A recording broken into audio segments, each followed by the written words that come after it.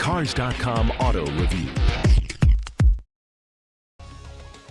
Hi, I'm Joe Weisenfelder with Cars.com. Previously, we shot a video of a 2011 Jaguar XJL, full-size sedan. We gave you the basics there, including the fact that the key fob is the largest key fob in the history of key fobs. It weighs almost a quarter pound, literally. But aside from that, we covered the basics. So what we'll talk about here is the fact that this one is a super sport, a high trim level. We'll show you what makes it a super sport and offer some other conclusions, including some good news.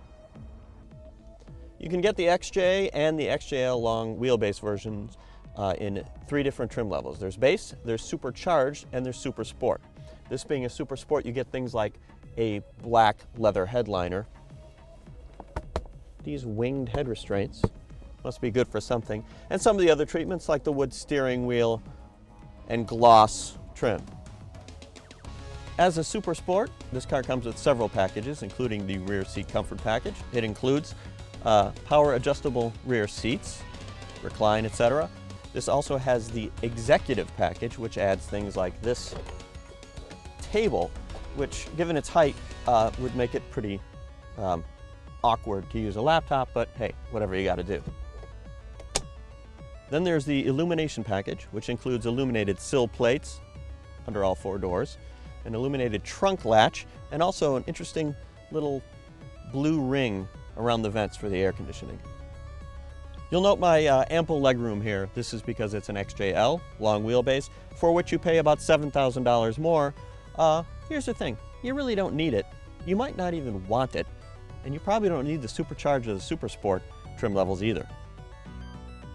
For one thing, the long wheelbase version doesn't give you any more trunk space. It's still about 15.2 cubic feet, which is not that much for a car of this size. Then there's the issue of the wheelbase. Shorter wheelbase makes it a more fun car to drive. This is actually one of the best cars to drive of its class. I like it better than the 7 Series from BMW, Audi A8, Mercedes S-Class. Great to drive. And then there's the issue of power. The 5-liter V8 has 385 horsepower in the regular version, 470 in the supercharged, and 510 in the super sport. You don't need that much. The base one does 0 to 60 in 5.4 seconds. How is that not enough? The supercharged does it in 4.9, and the super sport does it in 4.7. More important than that, it's just too much power for a car like this with rear-wheel drive, makes the rear end scoot out. You might think the most expensive car is the best, right? Actually, not true. In this case, I think the best one is the regular XJ without the supercharger, short wheelbase, fun to drive, one of my favorites.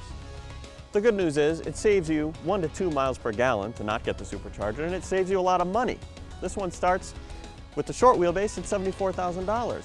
When you go to a supercharged version, $15,000 more. You want super sport, $23,000 more on top of that. This one tips the scales at $121,000. There's no point.